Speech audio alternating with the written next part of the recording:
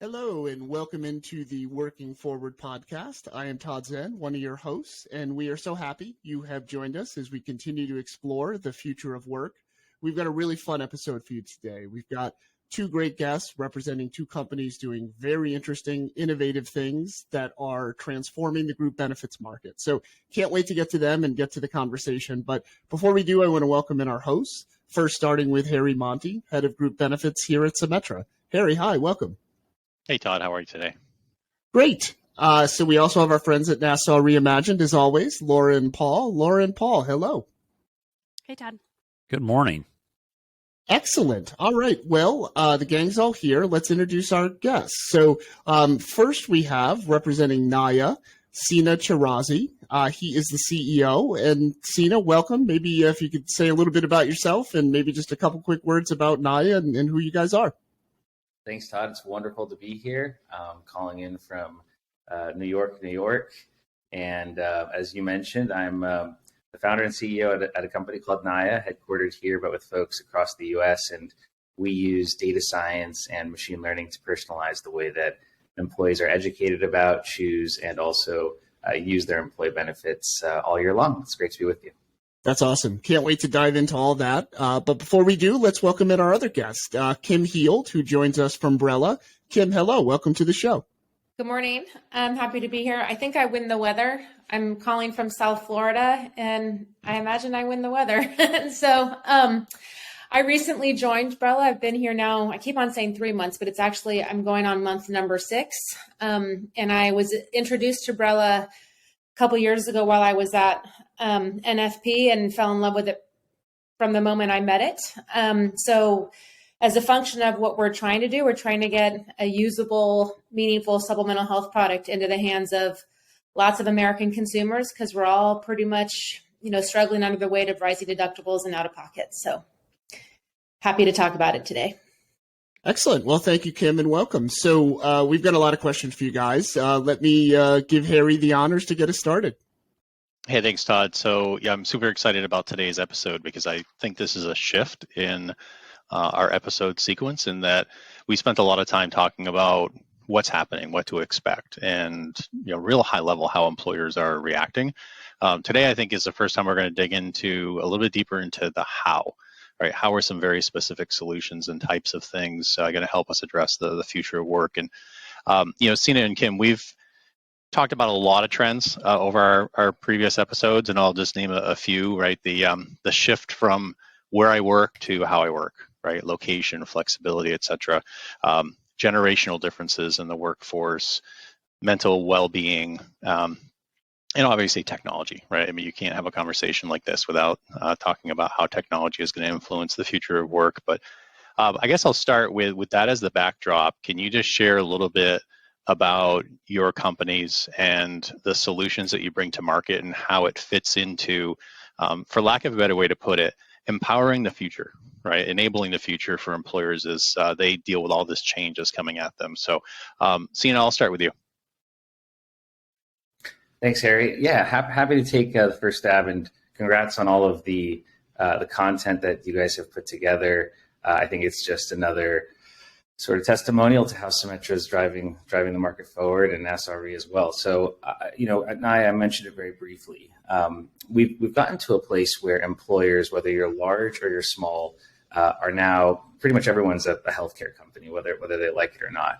In the large market, last year, Starbucks spent more money on health insurance than they did coffee beans. And for every new vehicle that rolls off the lot at General Motors, now there's a higher cost of health insurance than there is steel, actually. And if you go down market to small and medium-sized businesses, it's still the same. How do we create a workplace coming out of this sort of peri-pandemic era that can attract, can retain, can engage, can empower the best talent? And so we've really entered a period where benefits has become, whereas you used to be able to go to the truck and get a Empire Blue Cross plan and say, okay, I'm good for the year. That's changed a lot. And that's, you see the emergence of innovators like Brella and so many other companies that are emerging there. But the core issue that we focus on is employees have access to more benefits than ever before, that are more expensive than ever before, that they don't understand. And it's for a lot of these employers, it's not that they necessarily have a benefits problem, they have a benefits delivery problem. And so how does someone step in and say, okay, we're going to help you get more out of everything you've invested in. We're going to translate everything down to the kitchen table and help employees understand these different offerings so that they can, sort of fulfill their potential. And so that's some of the ways that we've seen the market change. That's sort of our role within it at NAIA, which is providing that TurboTax-like experience for people to take advantage of everything that they have on offer from what are often very generous employers. Thanks, Sina. I appreciate that. And Kim, do you want to jump in? Yeah, sure. I would say what we're doing here at Brella is, Sina just mentioned that benefits have become more complicated. Forget about even more expensive. And so what we're doing here is we've just taken a class of benefits and made them very simple, right? If you look at where voluntary benefits or supplemental health benefits have been in the last 20 years, they're not super easy to understand. I think if people understood what they were, you'd have more people buying them. And the fact remains that there's reduced wallet share at this point. And so when you put 3, 4, 5 distinct benefits in front of somebody, how do they choose? Do they look into their crystal ball and kind of try to see into the future? And so that was really kind of the idea behind, or one of the ideas behind Brella was, how do we simplify something that we can get into the hands of as many people as possible without breaking a price point in a way that's easy for them to understand and easy for them to use when the time comes. Yeah. And listen, I agree. It's probably one of the best times to come up with some new solutions for companies in this space. That said, always hard to crack into a new market and a new industry. I'd just be curious to hear from each of you, like, what's the grittiest problem that allows you to open doors and start relationships with companies, if there is one? So maybe Sina, start with you. Sure. So I'll kind of take the question first in the abstract and then a little bit more practically. If we think about, let's leave benefits or healthcare world for 30 seconds. If we think about the best companies when it's come to personalizing experiences, delighting consumers, those have been, for better or worse, internet companies. You watch the season of White Lotus, you might like this other season of, I'm not sure, I haven't seen White Lotus yet, but I will. Or you read this article on where you work versus how you work, or returning to office, you might like these other articles. Or you bought this shirt, you might like this hat. Internet companies have long had what I call an unfair advantage. They've had the cookie. They've had all of your data as a consumer together in one place. And so they will track how you interact across your internet life, and they'll segment you, and they'll say, Paul, we think you might like this, or we think you might need this. Benefits, healthcare is, unfortunately for everyone, the last open consumer data loop. All of the data that you need to do those same things, to say, Kim, you should really consider this Brella plan, and here's why, and here's what you might be interested in, and here's what you need.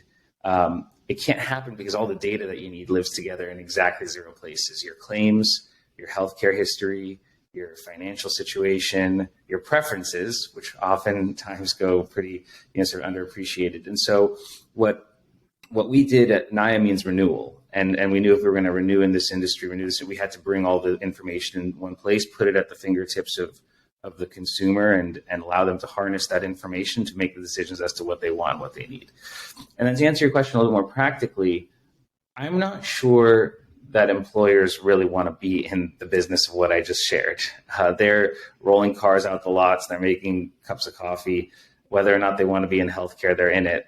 And so the way that we approach it is, you've done the hard yards of paying for these. You've done the hard yards of making all these things available. You've done the hard yards of creating everything else that you do. Let someone else step in and deliver the same consumer experience, the same employee experience that your employees are receiving through the rest of their lives. And For employers who, as the world is spinning faster and faster, just can't always seem to keep up with the admin and everything else, we've been really humbled by the warmth and reception that we've been able to receive in that department. Oh, thanks. And Kim, for you, is there like one specific problem that has just, opened doors or opened eyes to what Brella does? Yeah, I mean, I think if the traditional landscape was working, there wouldn't be an audience for somebody like Brella, right? If you look at the formula, right? So rising deductibles, rising out of pockets, right? Supplemental health plans designed to mitigate that risk. Now, if that was really happening, then nobody would take our phone call. But the fact remains that for a large portion of the benefit audience here in the States, it's not working. And I think clients are looking for benefits that are meaningful and usable, and are sensitive to this idea that they want to put things in front of employees that pass the sniff test, right? If you're going to ask somebody to spend money on this benefit, well, it better pay a dividend or better pay a return. And I think what they're seeing is that oftentimes it's not paying a return. And so let's look at something different that is really built, to do what it says it's going to do, which is lower the financial stress when somebody has a medical hardship all in one place. So. Yeah, I love this conversation about personalizing experiences and, delighting employees. It's right on theme to a lot of what we've talked about. Employees have higher expectations around being treated like individuals, as they should. And it seems to me that both your companies are doing great work to enable people to feel that way, to have that respect and feel like they're truly being treated as individuals. So a couple follow-up questions. I think, Kim, I'll start with you. The Brella product is unique. It's different in supplemental health. It's very, very broad. It covers lots of things, lots of circumstances, for almost anything that could happen to an individual from a medical standpoint. Can you talk a little bit more about, how such a broad product really helps meet people where they are and enables Brella to be there when folks need that kind of help? Sure. So if you think about where traditional supplemental health plans got their start, if you think about the timing of things, they got their start well before ACA was even just kind of a topic, right? I mean, I think people have been battling healthcare for a long time, but, it stood to reason back when medical plans, didn't have maxes on them that a $30,000 critical illness policy made sense, right? Because somebody could have a heart attack and really incur that kind of exposure. But after ACA happened and it, required medical plans to put out-of-pocket maximums, you start to look at that $30,000 check as not being a have to have, it's more a nice to have, right? And so when we looked at what we wanted to build was something where even the most kind of garden variety thing or illness, let's say, or injury is something that was covered, because even though a kidney stone, for example, doesn't show up on it as a critical illness, where it really feels critical when it's happening to you. I don't know if anybody's ever had one, but they hurt, right? It feels critical when it's happening to you. And then financially, it's critical because you went to the emergency room, right? And so we set out to build something that right-sized the financial component, which enabled us to broaden the coverage and put a policy into people's hands where they could use it, even if it wasn't the one of 20 things on a critical illness policy or one of 100 on an accident policy. Because when you take out the boundaries that these policies have, you start to look at the things that people actually file claims for, and it's well beyond, the handful of items that are covered under these traditional plans. Yeah, that's great, Kim. That makes a lot of sense. So, Sina, transitioning to you, kind of a similar follow-up question. And I love what you said earlier about how it used to be like, hey, here's your Empire Blue Cross. You're done. Have a great year. We'll talk to you next October. We know that's not the way of the world anymore, but also really resonate. Your message of personalization really resonates with me and I think our audience. Can you explain a little bit more in a little bit more detail how your decision support engine really drives personalized recommendations? Absolutely. So we can do that very quickly, and then I can use Brella as an example. So it's quite what I mentioned earlier a little bit about the data and living together in one place. As an employee, you can log into Naya when it comes to that time of open enrollment, or let's say you just started a new job, got a lot going on. And as an employee, you can click, I consent, sort of help pull my information. And Naya can turn around in a circle and say, Sina, you and your family have spent $4,362.56 out of pocket on healthcare in the last year, or $9,000, whatever the number might be. The prescriptions that you're focused on are trending in this cost, and sort of should cost about this much hit to wallet. From a financial perspective, your different accounts are trending in this way. And so anyway, pick this plan, pick this plan, pick this one. Don't pick this one, don't pick this one. And here's a bunch of data and visualizations to show you why. If you'd like to go in a different direction, we can help you do that as well. But we want to be able to make all these plans come to life. If I'm an employee and I've been in the same plan for a couple of years now, I've got 14, 17, 19 different things on offer. And I don't necessarily have all of the time to, I kind of joke, in benefits, everything's the fine print. I don't have time to sort of run through all that, to be able to be told in real time the same way I purchase anything else. Well, these are your different health options. This is, you're thinking about having a kid next year as you're starting a family. This might be the impact, but also, and here's life, and here's dental, and here. But there's also this Brella policy. And as we could see from claims, if we wanted to, you had a kidney stone last year. And if you have this policy, if that were to happen again, God forbid, but we're not God, this is actually what would get paid out to you and why. And here's how you can holistically look at those 17 policies and understand how they overlap and where they don't overlap. And here's how they all fit together and work together. You've changed the dynamic where the employee first is looking at things 17 different ways, understanding maybe perhaps one of the 17, and just trying to get through the decision into, I understand how this works. This is the selection I'm making. Here's why. And also, it's pretty cool that my employer made this available to me. It's pretty cool that, if I were to have that kidney stone and go to the hospital on top of it, I'm going to get a payment into my account within a week or two. That's not how I'm used to that's not my customary benefits experience. And so that's what our product does from a decision support and education perspective. We don't want you to have to listen to, this incredible show just to learn what Brella does. We want you to be able to, even if you've never heard of it before, to learn in real time and understand, most importantly, what the impact it's going to have on your life, because it's true, like not all of these products are the same. And so the ones that are differentiated should rise to the top. Can I say something? I feel like it's no longer, but it's not a philosophical conversation, right? It's a data-driven conversation, right? So data drives us to buy the kind of car, the couch, the cell phone plan.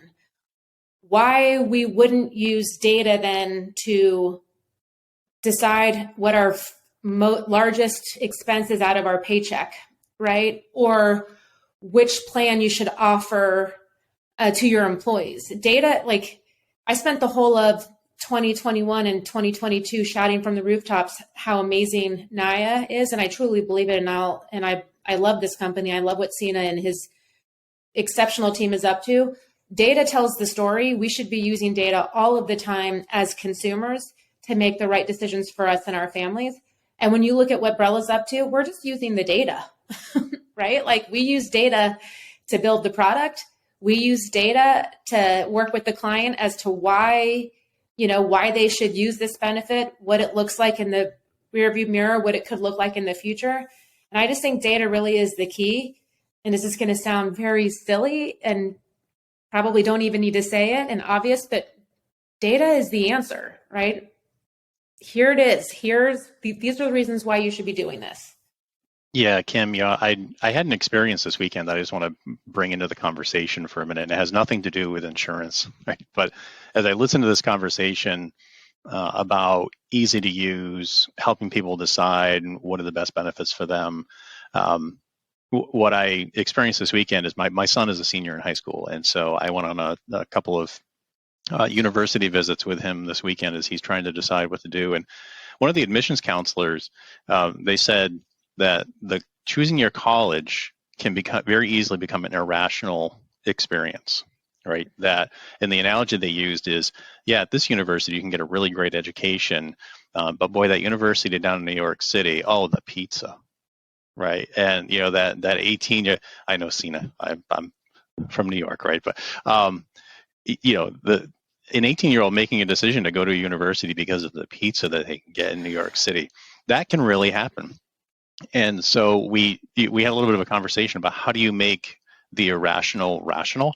And there's a parallel here, right? By using data and educating and informing people, they have so much coming at them from a benefits decision standpoint, just like someone who's trying to select a college has a lot coming at them, a lot of choices.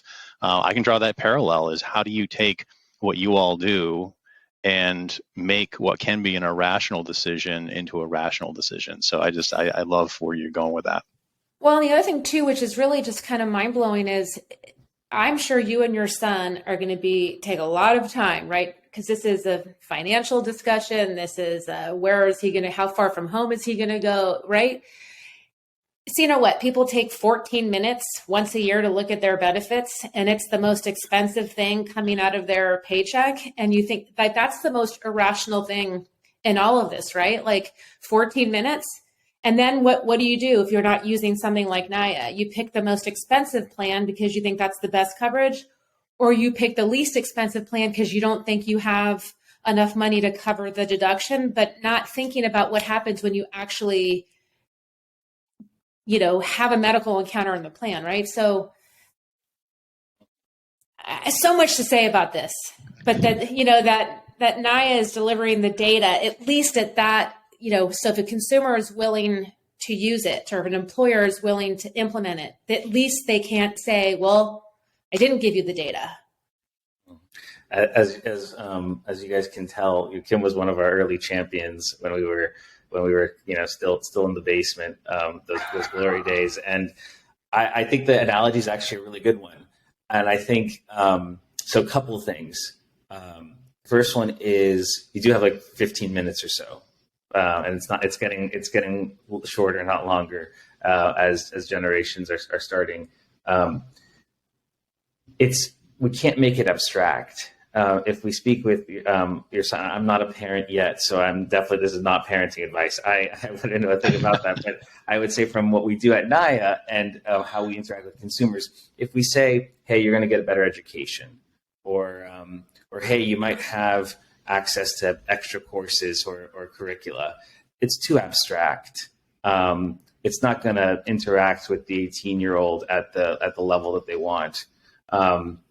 If we talk about, hey, this is what the starting salary data says, you're going to be in terms of 4 years, or you're going to have the opportunity to go and serve at these missions in sub-Saharan Africa, and when you can make it more real, you can bring it down to their kitchen table. Then they will understand, and then they might make the decision differently, the same way an employee will make a decision differently. And so the question is, when you can bring it down to the kitchen table, then how do you deliver high quality sort of advice?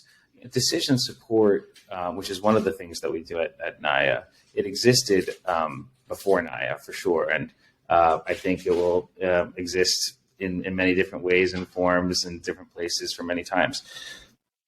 The worst part is, and for those that are paying close enough attention, is it can be a very dangerous tool if it's not done correctly. And Kim sort of mentioned some of what we've seen. You can kind of push people to high deductible health plans, and they're not supposed to be in high deductible health plans, or you can push them into the most expensive plan or whatever it might be.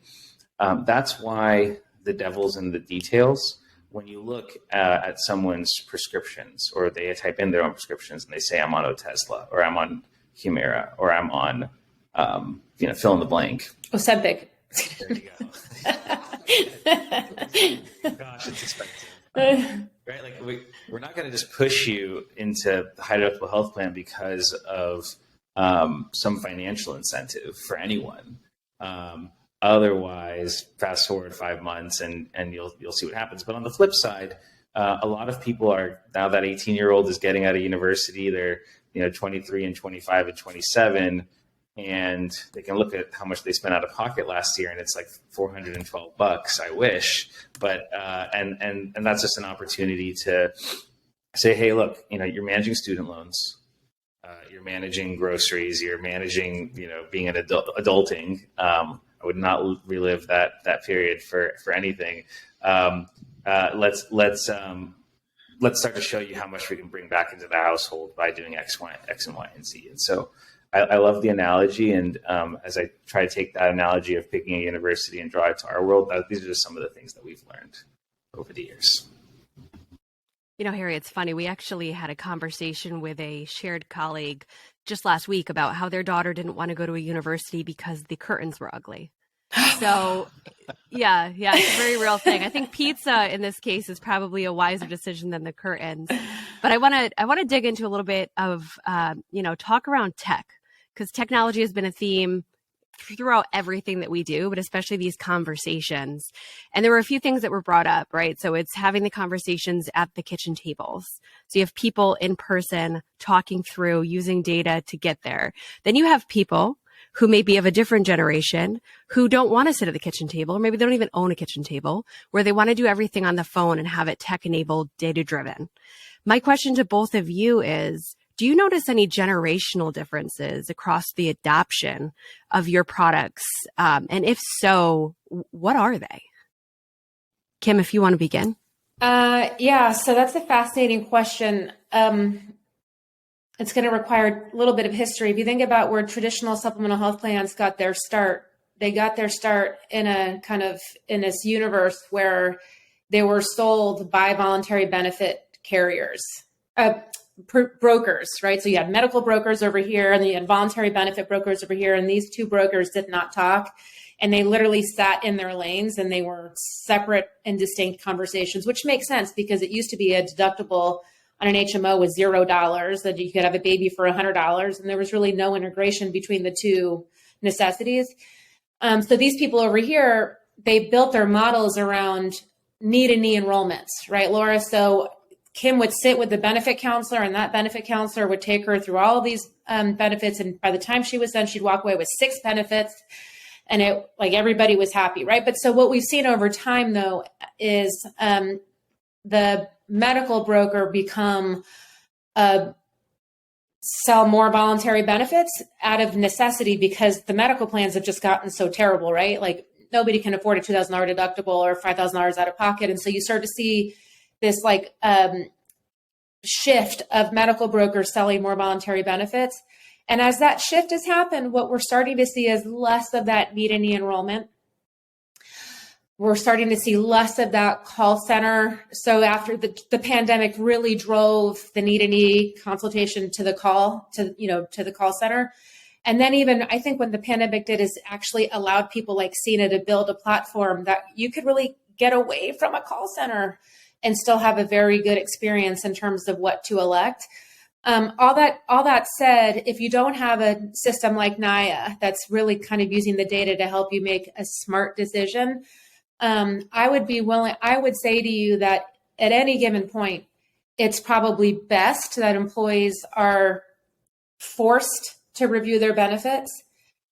And there should be some kind of somebody there to help them, right? So if NAIA is not going to be there for whatever the reason is, there should be a shift. Now, everybody's going to say older people like call center and younger people don't. But the fact remains that benefits are confusing. They're hard to understand. You don't know which ones to buy, all of those things. So could there be an argument to be made that it's either NAIA, which should be the first choice, or some kind of call center arrangement as an alternative? That's my opinion. There's no empirical data in my mind that is proving out what I'm saying. I just can tell you what I've seen over the last couple of years. And I think people in general, if given the opportunity to talk to somebody, they would. But we're shifting away from that model. I agree. It's not, nothing is a silver bullet in life, unfortunately. Although we'll keep searching for it. And generally speaking, different employees have different preferences. There are 5 generations, but within that, I feel like there are like 50 sub segmentations within each. Generally speaking, and again, I don't have like the empirical data either, but generally speaking, what we've experienced over the last 4 years is that, and this is not going to be incredibly surprising, but people in their 20s, 30s, and 40s, perhaps early 50s, from actually a corporate leadership perspective, are a lot quicker to jump on the, hey, we need to bring data science to the way that people understand these products. When you start to get, to a certain degree, and I'm not using specific ages because again, we don't really have this is more experience than reports we've looked at.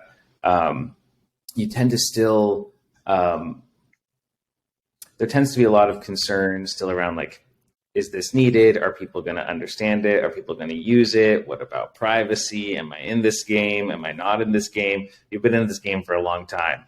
And sort of that. So, and that's natural, right? I think that's part of what happens when you're changing the status quo. And I think the one thing that I've been super, super shocked by over the last year or two is how much even what I just said is starting to change a little bit around transformation and benefits as well. And I think that's at every company type, every age level, every industry. And so I think what we'll see 5 years from now and 10 years from now is a world where what a lot of the people on your show are doing is much more mainstream. And perhaps 10 years from now, there'll be others who are pushing the status quo in much more sort of aggressive ways. What I find fascinating, though, is that this pushback about, the data, the risk. But as individual consumers, we are obsessively putting our personal data out onto the internet on a daily basis. Like there isn't a day that goes by where we're not asked to put in our birth date or the last 4 digits of our social, our self, right? Like, and so how there isn't this risk out in the real world, right? But there is this risk, if we want to share data, to get people to make better decisions or to buy a benefit that will actually pay them something, right? So I'm always fascinated by that objection.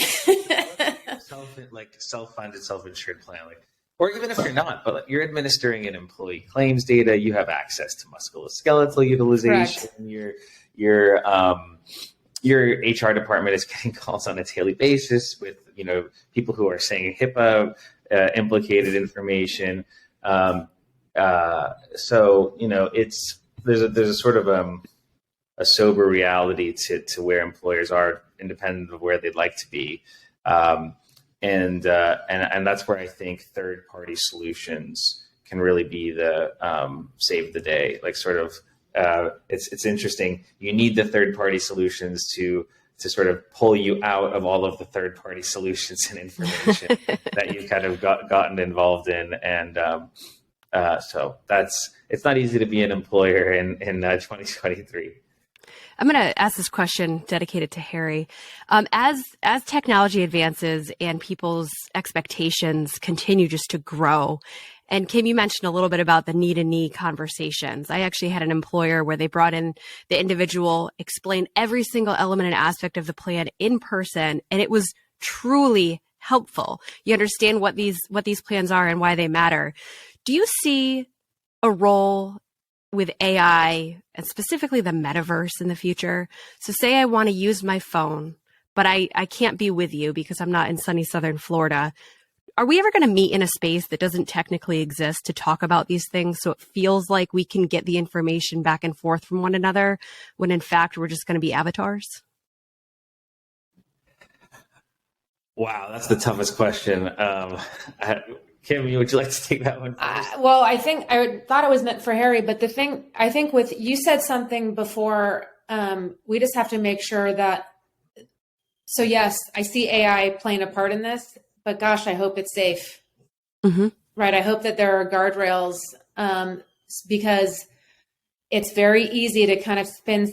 Laura, you could have sat with that benefit counselor and that person could have said 100 things that you didn't know the difference and could have, you took that person to their word. Right. Right. With AI, there have to be some guardrails in place where we can, as consumers, take AI at its word and know that the information that is being shared is factual. None of this like kind of facts, right? But like actually factual, and so I think we're going there, but I don't know. What would you say, Harry?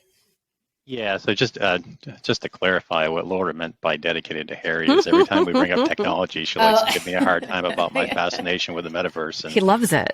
People wanting to be avatars instead of a real person interacting with others, and I find that whole topic fascinating. So every one of these sessions we talk a little bit about how does the metaverse and avatars and virtual come into play.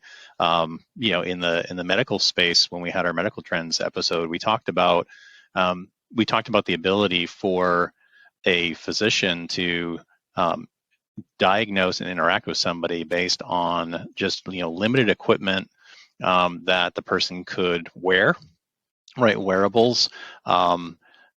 Evaluating their facial expressions when they're talking, right? And how does that inform a clinician who is talking to a person? And so this is just really an extension of that conversation of does what you all do, in particular Sina, with decision support, as that advances, does it become a virtual reality in that you have somebody virtually sitting across from you explaining the benefit plan, instead of a screen by screen experience of going through decision support? So I think that's where the conversation was going, and I think it's coming, right? I mean, the amount of quality avatar solutions that are out there, and consumers' ability or desire to be met where they are, by having somebody sit across from them. You can do that with technology today. So Sina, I'll kind of bounce it back to you, right? As you think about supporting decisions in the future, what are your thoughts on where that's going? Net, and I've had a minute or two to think about it. I think the answer is resoundingly yes. That's where it's going to go. The question is at what time horizon and for what percentage of people. I'm not sure, believe it or not, even in my line of work, whether I would be super comfortable talking to an AI-driven avatar, and I'm sort of at the edge of it.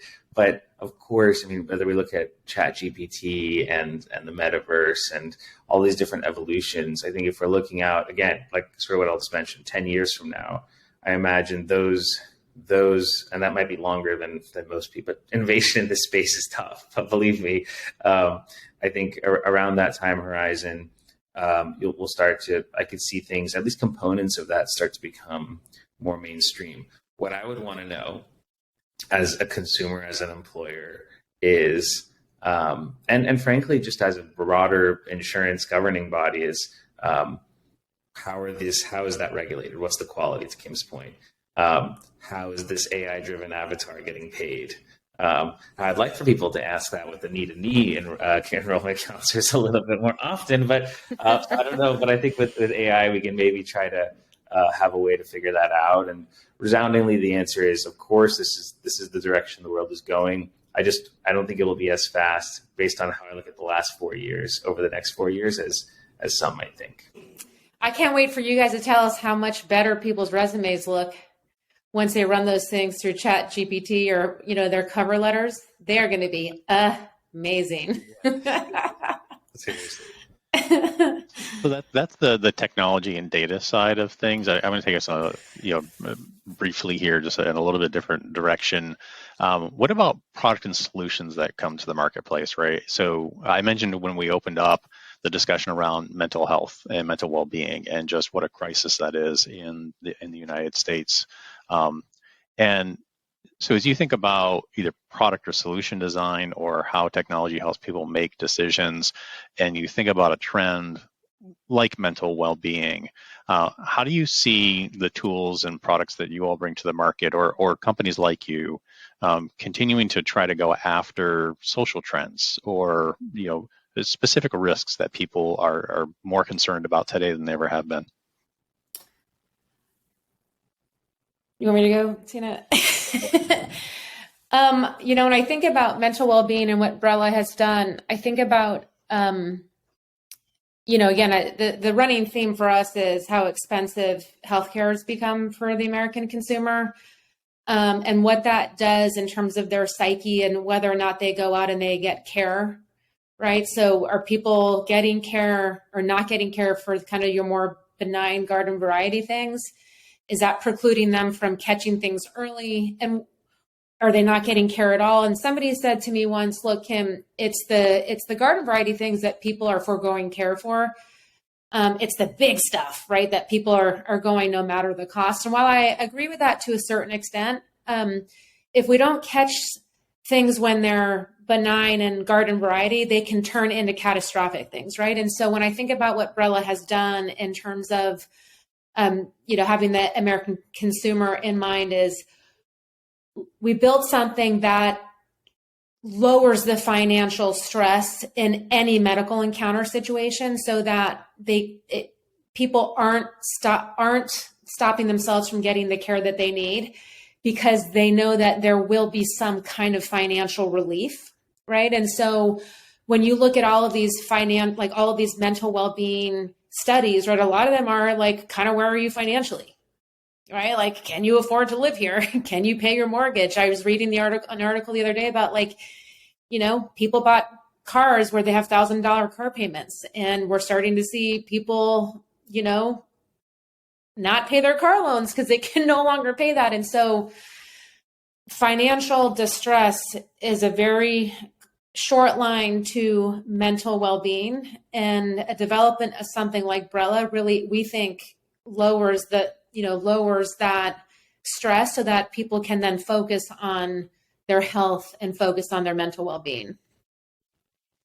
I'm going to go in a similar direction. I think I'll share two things. The first is just affirming your statement. Mental health in this country is absolutely a crisis, absolutely something that needs to be invested in. I'm pretty much, I feel like my whole family works in mental health, so it's something that I respect tremendously. And I'll share with you what's keeping me up at night is, and I want to put this carefully, people need real solutions. It's not real clinical access to the care they need. I'm very, I think text and coach and that sort of thing is great. I mean, we can't have enough of it, but the current and future generations here need real clinical support. And when we're looking at a world where almost half the counties in the United States won't have a psychiatrist in them pretty soon, this is like a really big issue that I don't think that I'm specifically capable, to comment on in that way. But I think it's incredibly important. It's something that I'm so proud as to what we've done as a workplace and as a country over the last few years to destigmatize mental health, which I think is the first step. As a CEO, if I can't talk about it or share about it, then how do I expect anybody else to? And therapy and mental health has been a huge part of my life, and so that's something that we're trying to create in our culture here now. To your point around what employers can do, and I think to Kim's points around garden variety versus acute care, at NAIA, the way we're thinking about it today is we're not clinicians. We're not, at least, we're like data janitors. And I mean that sort of, but it's not just about, hey, how are you feeling? Or, hey, is there something significant going on in your life? But what we can see in claims data or in financial data is, hey, you went to the emergency room for a kidney stone last week. That's not just an opportunity to reach out and say, hey, by the way, Brella's here, money's on the way, but that's an opportunity to say, hey, thanks for being a valued member of ABC Employer. ABC Employers made XYZ clinical services available to you in case you ever want to talk. First 3 sessions are free. And maybe it's not the emergency room. Maybe it's just the fact that we see an 80871 OBGYN like 4 of those evaluations in the last 4 weeks. And whether or not something's wrong or not, that's a really good person to sort of reach out to and advertise a benefit that could make an impact in their lives before it's something more acute. Again, how do we get all of these benefits working together as opposed to just one by one? And that's our role in the ecosystem, and definitely championing as much as possible the insurance companies, the innovators who I think are trying to provide access to clinical care for all the people who really need it. Yeah, well, maybe shifting gears a little bit. Maybe we talk about the DEI topic, diversity, equity, and inclusion. Now, I've heard anecdotally that the hybrid working solutions, work from home, have actually helped companies achieve objectives in this area. How do benefits fit in, help, complement what companies are trying to do across the country? Sina, maybe start with you. I think it's a great topic, of course. I joke, I'm not sure it's the CFO who needs decision support. And CFOs do need decision support, and I love CFOs, but we have a workforce that is multilingual, multi-identity, want to be interacted with in different ways. And so if you're going to develop a benefits package for folks, first of all, my first question is, does everyone understand it, regardless of how else they need to internalize it? Second question then becomes, all right, does it address their needs, their sort of diverse and various needs? And that's an area where we're growing at NAIA to be able to pull together the analytics to show gaps, whether that be gap from a network perspective or gaps from from a diversity, equity, and inclusion perspective. These are different solutions that the data indicates you may want to evaluate. Someone that I respect very much shared a quote with me that was sort of, diversity is being invited to the dance, inclusion is being invited to dance. And in order to get everyone in the workforce sort of dancing, if that's a nice image, we have to be able to understand, again, do people understand what's on offer? Does everyone understand what's on offer? And second of all, what are the gaps that we can invest in? So that's the way we're thinking about it.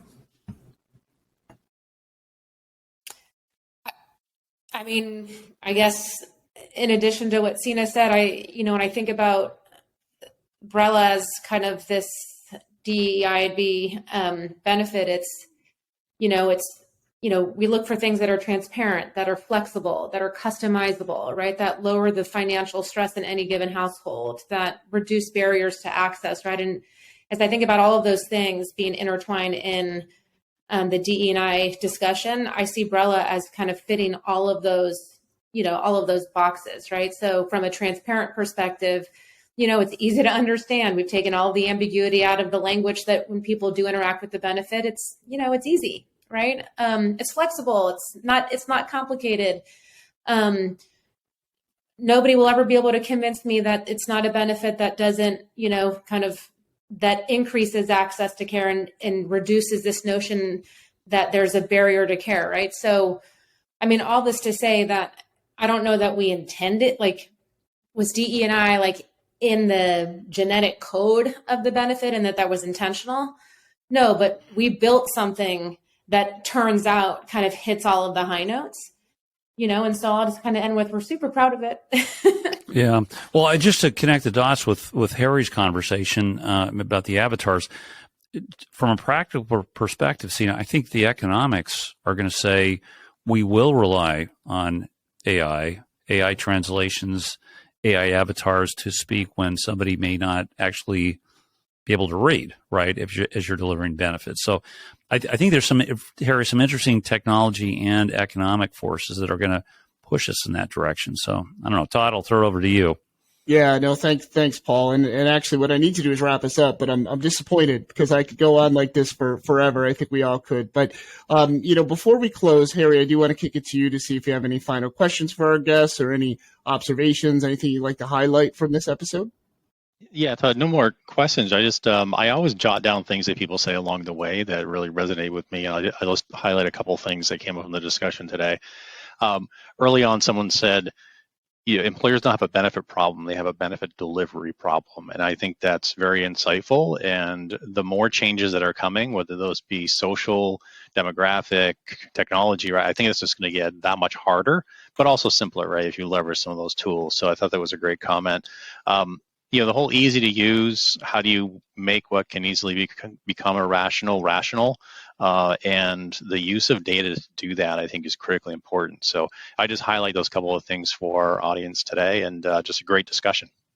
Yeah, thanks so much, Harry. So thank you as always to my co-hosts, Harry, Paul, and Laura. A very special thank you to our guests, Sina and Kim. You guys had nothing but tremendous insights for our audience, for us. Great conversation. And as always, I want to thank the audience. Thank you for spending some time with us today. Hope you enjoyed the conversation as much as we enjoyed having it. Please keep an eye on your podcast feeds. We have some more fun episodes coming your way in the near future. But until then, we will talk to you soon. Thank you very much.